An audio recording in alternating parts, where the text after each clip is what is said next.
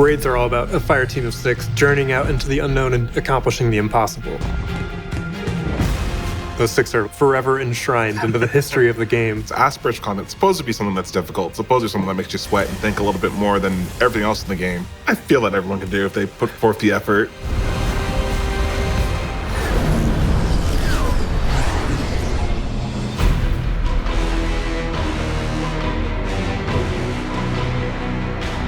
The theme of Root of Nightmares is all about balance, and internally the codename was Raid Harmony, specifically for that reason. So it's all about using both light and dark, and we wanted to really make that shine through the encounter mechanics. In order to progress forward, you don't need just light or just dark. You need to work them and mesh them together in order to get through everything.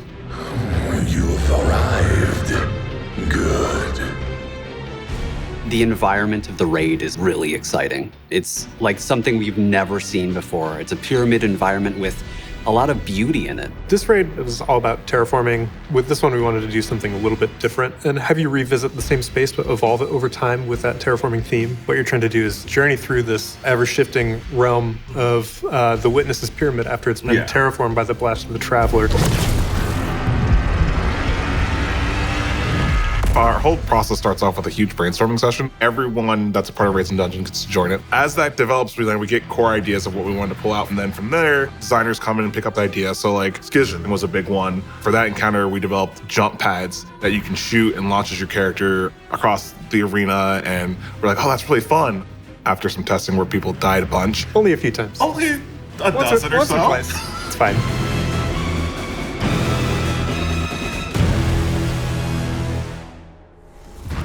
The final shape awaits. Your fear brings you pain. We know pain.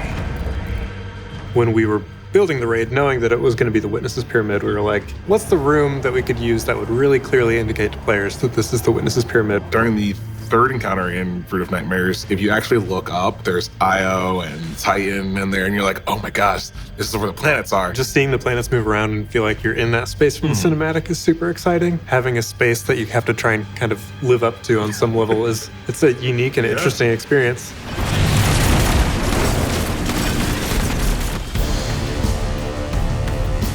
We want to pay off big story threads. Like that's one of the things that is really critical for us on Raids and Dungeons is having a boss that you're excited about wanting to kill them because you know who they are, you know what they've been doing. Nezarec, he whispers to people in your brain. It's not a thing that you like other people to be in. On Neomuna, there's the CloudNet. All the citizens who are in there, they're sort of getting their brains infected by his whispers. Free me.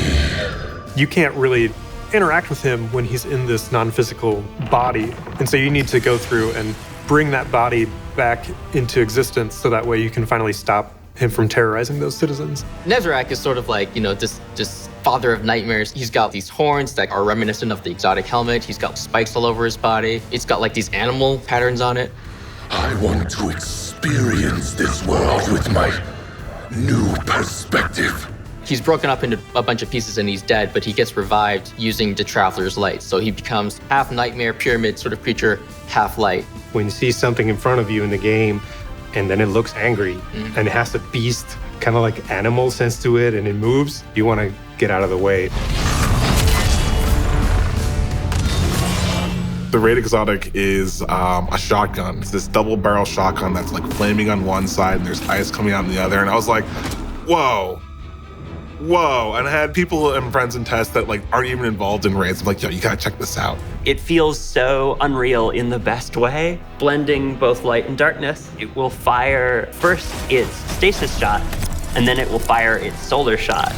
Very opposite ends of the spectrum, both dark and cold. Right, the other being light and hot. Something about wielding that just in a quick 1-2 kind of sets my brain alight, and also plays very nicely with the themes of the raid. I cannot wait to use it. You can assume it drops. I just have to get it first.